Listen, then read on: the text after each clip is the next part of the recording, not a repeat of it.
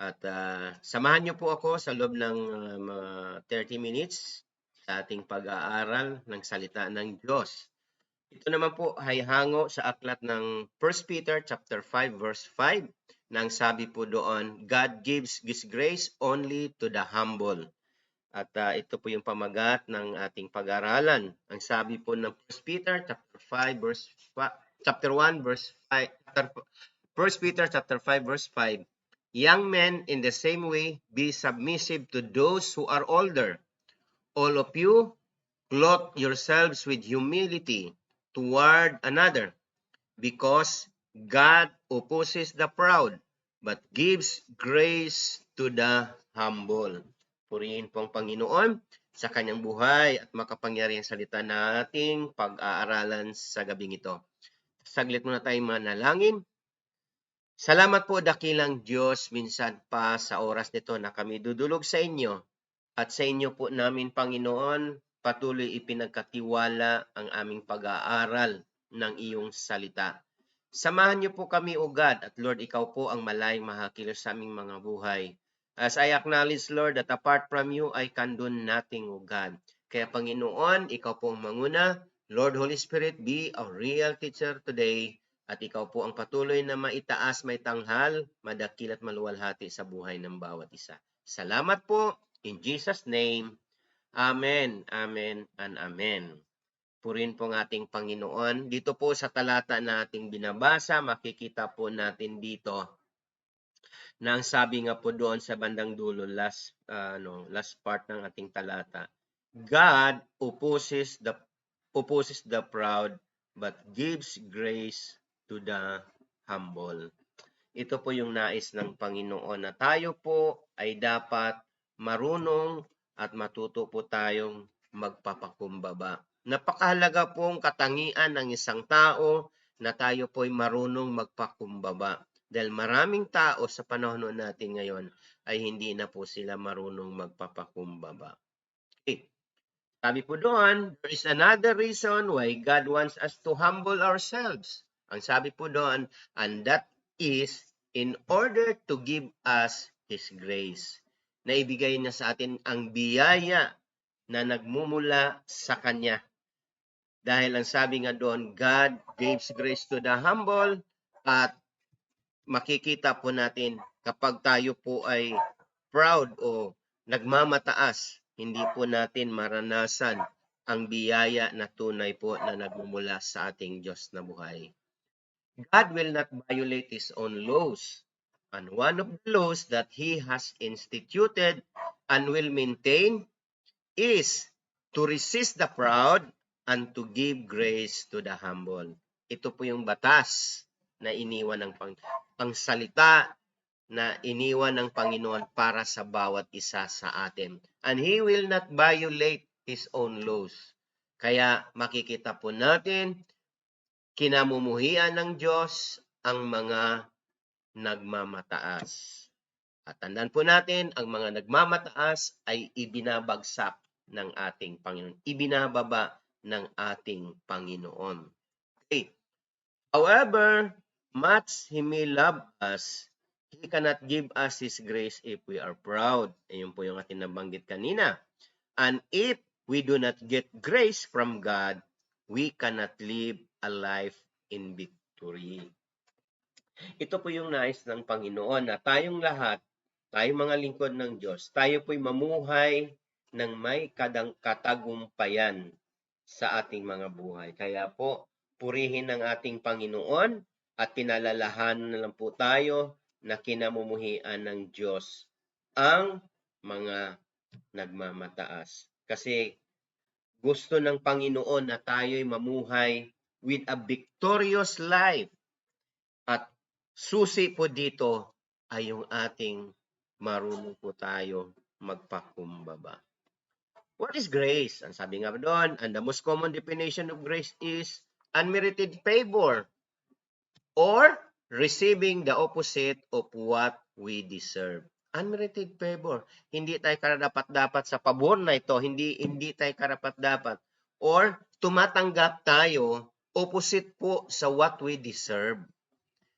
Ito po yung biyaya ng Diyos sa atin yung kanyang biyaya, yung kanyang habag sa atin, tayo po'y tumatanggap ng mga bagay na hindi naman dapat hindi tayo karapat-dapat. And the second definition of grace is divine enablement or personal empowerment. That is, God enables and empowers us to do something that we could not otherwise do without His grace. Ibig sabihin, yung kapangyarihan ng Panginoon, yung grace na nagmumula sa Diyos, ito po yung nagbibigay sa atin ng empowerment, divine empowerment or personal empowerment, divine enablement na magawa po natin yung mga bagay na ito na supposed to be kung wala po tayong biyaya, wala po tayong natatanggap sa Panginoon kailanman na hindi po natin to kayang magagawa. Kaya, una, unmerited favor or receiving the opposite of what we deserve. And the second definition of grace is divine enablement or personal empowerment. The power of temptation can be overcome only by the power of God's grace. Kung wala ang biyaya ng Diyos, hindi natin mapagtagumpayan ang lahat ng uri ng temptation sa buhay po natin. The law was given through Moses, but grace came through Jesus Christ. Makita po natin yan, John chapter 1, verse 17. Kaya napakahalaga po na tayo po'y mamuhay na mayroon po tayong biyaya na nagmumula sa Diyos. Dahil tayo po ay kaya po nating mapagtagumpayan ang lahat ng mga bagay na ginagawa ng kalaban sa ating mga buhay. At sabi ng 2 Corinthians chapter 12 verse 9, my grace is sufficient for you, for my strength is made perfect in weakness. Yung biyaya ko ay sapat-sapat na sa inyo. Okay? Sapat na ang biyaya ng Diyos. At kung saan po tayo mahihina, ang strength naman po ng Panginoon, it is made perfect para sa ating mga kahinaan. Kaya kailangan lang po tayo magtiwala sa Diyos. Ipagkatiwala po natin ang lahat ng bagay sa ating Panginoon. Uulitin ko, my grace is sufficient for you, for my strength is made perfect in weakness. Ito po yung panahon na kung saan si Apostle Paul ay makikita po natin dito. Marami po siyang may mga kalagayan sa na hindi maganda. But ang sabi ni Lord, my grace is sufficient for you. Grace, this grace, power, comes to help us when we are tempted. In verse 16 ng chapter 4 ng Hebrews, makikita po natin, let us therefore come boldly unto the throne of grace, that we may obtain mercy and find grace to help in time of need. Sa panahon na tayo nangangailangan, kapag tayo po ay patuloy lumalapit na nagpapakumbaba sa harapan ng Panginoon, makikita po natin, we can obtain mercy and find grace. Upang tayo matulungan, upang ating malampasan ang lahat ng ating mga kinakaharap na akala po natin ay hindi na po natin kaya. Hindi po talaga natin kaya kung wala ang biyaya ng Diyos. Okay, grace can empower and enable us to live. Saan? Above sin. Kaya kung tayo ay punong-puno ng habag at biyaya ng Diyos, anumang kasalanan, anumang temptation yan, kaya nating ma-overcome. Why? God wants us, sabi nga doon, to live a life of victory. Kaya ayaw ng Panginoon na tayo'y madaig ng lahat ng kasalanan. At sabi po doon, grace can overpower and enable us to live over our circumstances. Anong circumstansya natin sa buhay? Ang kadalasan naman po talaga pagka mga problema, makabigatan, over depression, makapamuhay tayo because of the grace that empowers us and enable us to live over depression. Sa panahon natin ngayon, marami pong depressed na mga tao. Lalong-lalo na yung mga naaapektuhan po talaga sa mga pangyayari sa panahon natin ngayon. Even during that time, this pandemic, marami pong na-depress.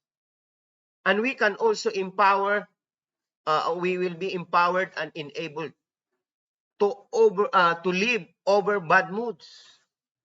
Yung time na wala po talaga tayo sa mood, talagang nandun yung biyaya at habag ng Panginoon na ma-overcome po natin to. Over Satan, over bitterness, over hatred, jealousy, lust, and over every other evil. Kaya makita ho natin, if we will just humble ourselves under the mighty hand of God, makikita po natin na ang biyaya ng Panginoon, it can empower us and enable us na tayo po ay makapamuhay na matagumpay. Mga kapatid, makikita po natin dito, lahat ng mapagtagumpay nito ay lahat gawa ng kalaban sa ating buhay. At hindi po tayo exempted po dito. Lahat po tayo ay dadanas ng ganito dahil gusto ni Satan, ang kalaban ng Diyos, na bawat isa sa atin ay mapapalayo sa Kanya. But because of God's grace, mapagtagumpayan po na natin ito at mapagtagumpayan na ito at mapahiya si Satanas sa buhay natin sa harapan po ng Diyos. Why? We overcome all these things. We overcome sa lahat ng gawa ng kalaban sa ating mga buhay. Okay. What is the mighty hand of God we are to humble ourselves under? Okay? It is the hand of God that orders all the circumstances and people that crosses our daily path. Sa loob po ng sa isang araw po, napakarami pong ginagawa ng kalaban sa buhay natin. Nakapila. May paggising pa lang natin sa umaga, nandun na yung mga nabagay na inilagay ni Satanas sa ating harapan upang tayo ay ma-depress, upang tayo ay mawalan ng gana, upang tayo mahiwalay sa Panginoon. Lahat na lang niya ay ginagawa niya. But ito maganda, it is the hand of God. The hand of God, okay, that orders all the circumstances and people that crosses our daily path. Marami pong nagko-cross sa path natin, hinahadlangan tayo, iniistorbo tayo, dinaano po tayo, inililihis niya tayo, pero ang kamay ng Diyos ang nag-aalis sa lahat pong ito. Amen? To humble ourselves is to gladly submit all of God's dealings with us. Alam ng Diyos hanggang saan tayo. Okay? Alam ng Diyos kung kaya mo ang mga bagay na ito. Hindi ibibigay ng Diyos ang isang pagsubok o isang bagay na hindi natin kaya. Kaya we need to humble. Kailangan lang natin na tayo magpasakop sa Diyos. Kaya maalala ko nga yung sinasabi ni Haring David in the book of Psalms 139, yung itinuturo natin, pag-aralan natin last Sunday, na sabi po ng Psalms 139, verse 23 and 24, ang sabi ni Haring David, sabi ng salmista, sabi niya, "Search me, O God, and know my thoughts." Okay? Nagpapasaliksik siya sa kanyang puso at kung mayroong mga bagay na hindi kanais-nais, hindi kalooban ng Panginoon, pinapaalis po to ng salmistang ito. Kung mayroong ang sabi, if there is any offensive way in me, lead me, Lord, to the life of eternity. Life everlasting. Kaya ito yung nais ng Panginoon na kapag tayo po ay dumaranas ng mga bagay na hindi maganda, any circumstances sa buhay natin, dapat tayo po ay matuto at marunong magpakumbaba. Okay? If we are overcome by any sin, yan. Tandaan po natin, hindi lahat ng tao ay na-overcome nila ang kasalanan. Ang kasalanan ay na-overcome po nila ang tao. There can be only one reason for our being defeated, yung ating pride. Why? Pag mayroong pride sa buhay ho natin, hindi makakilos ang Diyos sa ating mga buhay. God only gives grace to the humble. Gaya nating binasa kanina. Yun nating nabasa kanina sa ating text kanina sa 1 Peter chapter 5 verse 5. Kaya we cannot overcome sin if God does not give us grace. Kaya kung wala ang biyaya ng Diyos, dahil tayo po ay naging proud po tayo po ay naging nagmamataas. Tandaan natin, wala po ang biyaya ng Diyos sa buhay natin. At tayo po ay ma-overcome ni Satanas. Ma-overcome tayo ng mga kasalanan na inilaan ni Satanas sa ating araw-araw na daraanan sa buhay. Next time we find ourselves defeated, we need to go to God and say, Lord, show me where the pride lies in me that hindered you from giving me grace to overcome. And if we are quick to humble in its failure, victory can be ours in a very short time. Ito yung sinabi ko po kanina, na it's time, sa pagkakataon na tayo po yung naging talunan na, lumapit po tayo sa Diyos.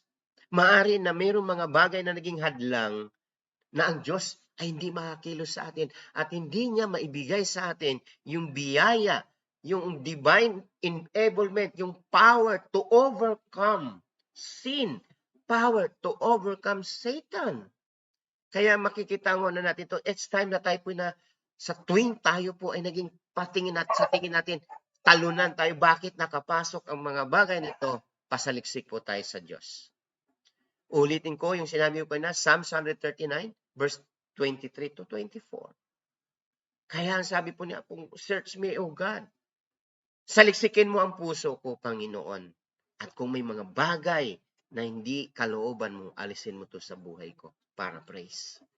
Kaya kung tayo po, ang sabi nga doon, and if we are quick to humble in its failure, victory can be ours in a very short time. Tandaan ho natin mga kapatid, hindi lahat tagumpay ang ating nararanasan. We will experience failure. Pero hindi ibig sabihin ikaw'y talunan na. Why? Tayo po'y minsan pinaparanas ng Panginoon ng kabiguan dahil gusto niya na tayo'y patuloy na magtiwala sa Kanya.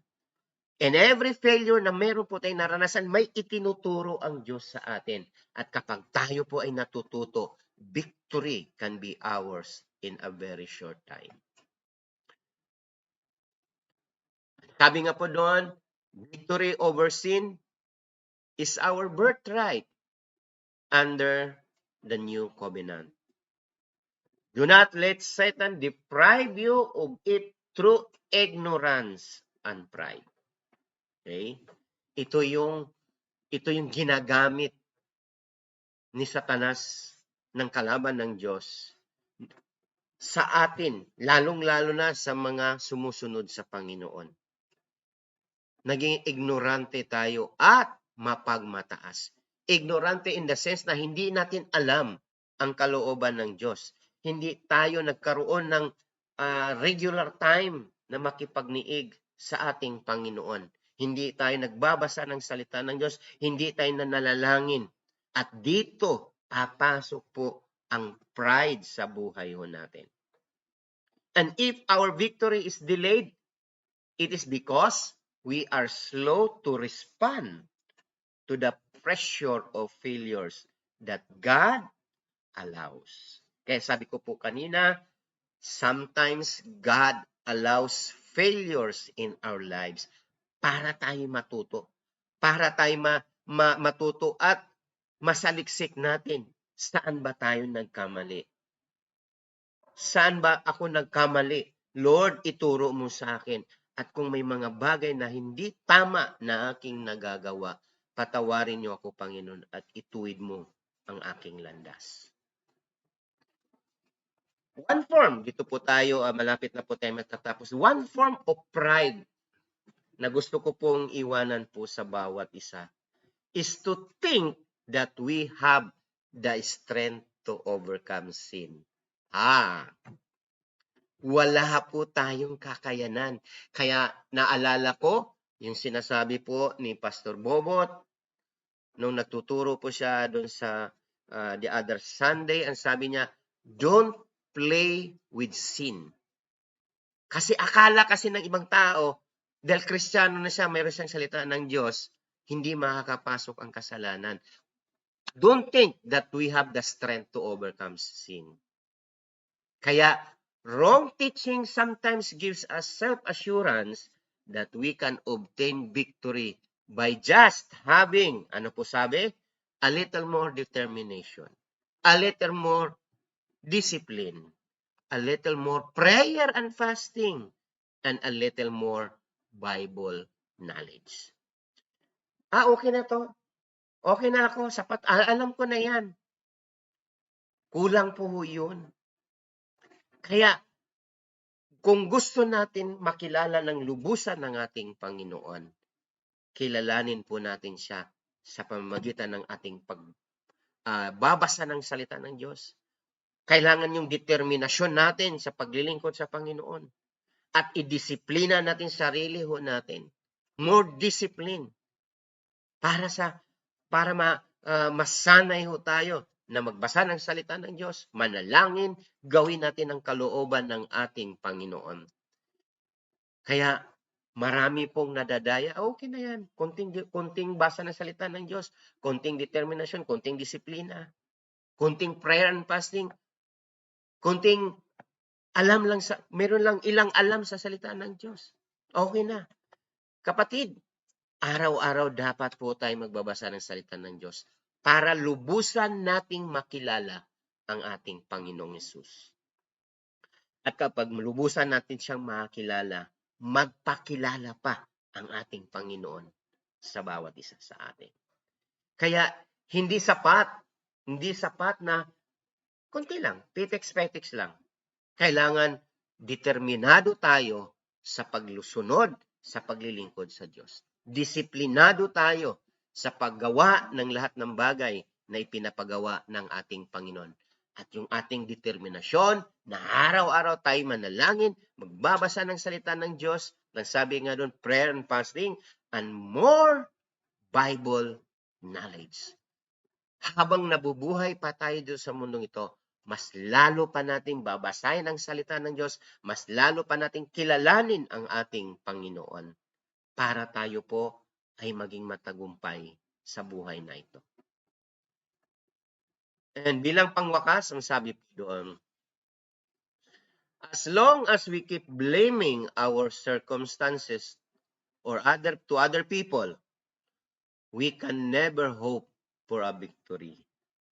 But if we humble ourselves, believing that God controls all our circumstances, and that no temptation will ever be too much for us to overcome, then victory is assured. Wala na po tayong iba pang sisisihin pag may failure tayo sa buhay. Sarili po natin. At kapag tayo naging failure, lumapit po tayo sa Diyos. Ihingi natin ng gabay sa Panginoon, Lord, patawarin niyo ako. Nagkamali po ako. Turuan niyo pa ako, Panginoon, na maituwid ko yung aking pagkakamali. Kaya po, mga kapatid, hindi kawalan ang magpapakumbaba at aminin natin na tayo'y nagkasala, na tayo po'y nagkamali. Ito ang nais ng Panginoon. Sa buhay po ni Haring David, na binansagan ng Diyos na he is a man after God's own heart. Siya din po ay nagkasala. Siya din po ay nagkakamali. But dito, nung time na siya'y tinuwid ng lingkod ng Diyos, makikita ho natin dito yung kanyang pagpapakumbaba at humingi ng tawad sa Diyos. Mga kapatid, dapat ganun po ang ating gagawin kapag tayo po ay nagkakamali, nagkasala. God wants us to be humble because God gives grace only to those who humble themselves. Tayo po'y manalangin. Salamat po dakilang Diyos minsan pa sa oras na ito na kami ay dudulog sa inyo at nagpapasalamat po kami, Panginoon, sa mga kapahayagan na ibinigay niyo po sa amin sa mga oras na ito.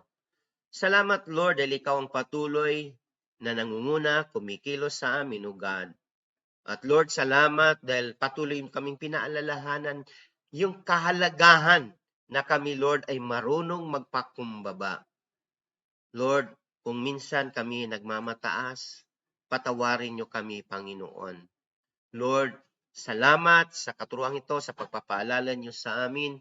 At nawa, Lord, sa bawat lingkod mo, sa bawat isa na naabot sa live stream na ito, Panginoon.